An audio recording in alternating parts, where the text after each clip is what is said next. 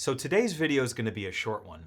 I wanted to talk to you guys a little bit about how I make these videos and how I make the decisions that I end up making when teaching a song on YouTube. Let me explain. I started teaching when I was about 15 and I'm currently 32.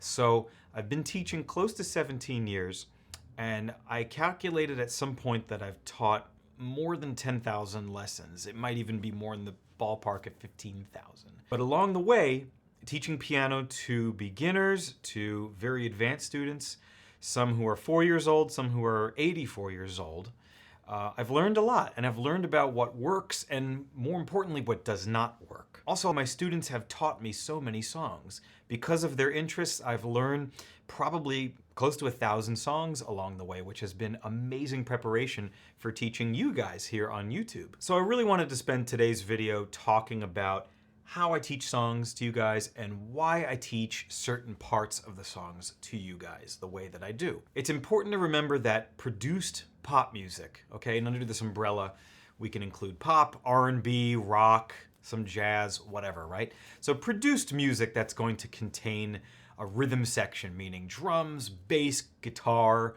piano, synthesizers, keyboards, maybe strings, horns, etc. There are so many things happening in most of the songs that we know and love that to condense that information into two hands on the piano is really, really difficult. I don't think people understand how difficult it is to make decisions regarding what you're going to play on the piano when you play a song. So let me give you an example of this conundrum. Let's take a song that everybody knows, like Let It Be by the Beatles, right? So when you think about Let It Be, you probably think about this.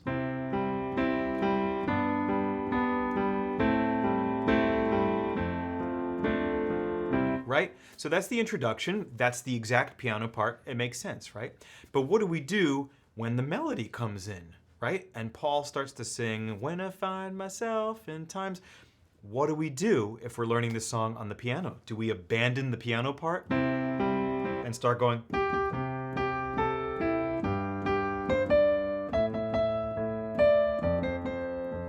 Right? That's the question. Let me give you another example. Let's look at Billy Joel's Piano Man.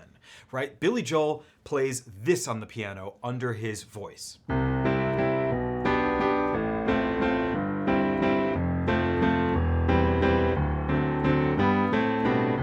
Right? He's playing chords and bass in his left hand. He's accompanying himself.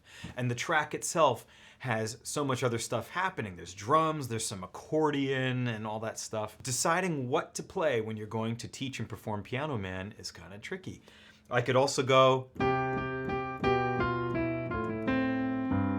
"Sing us a song."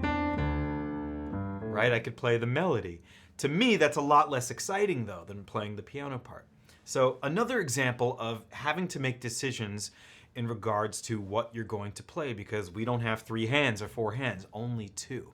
If I were really aiming to make a very advanced tutorial, which would be like an hour or 2 long, it would be possible maybe to teach something like this.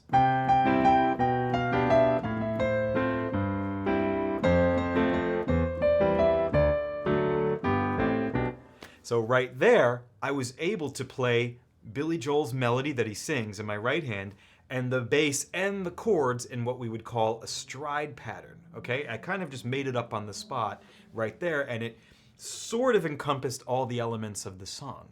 Again, an example of decision making that has to happen on the spot when you're teaching. Here's one more example. Let's look at the Hall & Oates song, "You Make My Dreams Come True." The piano part is very percussive and you need 2 hands, right? To go like this.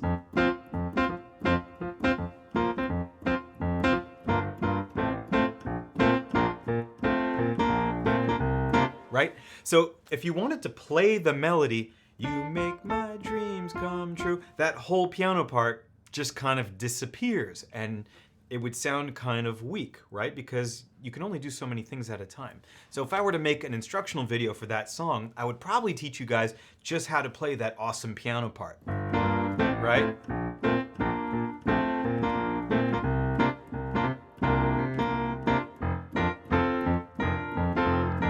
Some people would probably be really into that. Others might be annoyed that the melody is missing, but It's just another example of the decision making and the sacrifices that we have to make when learning a song on the piano. Again, is it possible to do all of those parts? Probably, but an arrangement that intricate would probably be a 3-hour video, and I think that most of you would just like drop out after a couple of minutes because it would be impractical and silly, and I would never expect people to stick around for that long. So I'm really curious to hear from you guys. What are you looking for when you learn a song on the piano? Of the basic elements of music, right? Bass, chords or harmony, and melody. What are you looking to play and learn? Do you enjoy playing the accompaniment parts, the true piano parts from these amazing songs? Or do you guys really want to play the melody in the right hand and perhaps something simple in the left hand, like just the chords? Let me know in the comments because I'm really curious to get your feedback and your thoughts. As always, guys, thank you so much for watching. I really appreciate you sticking around, and I'll see you in the next video.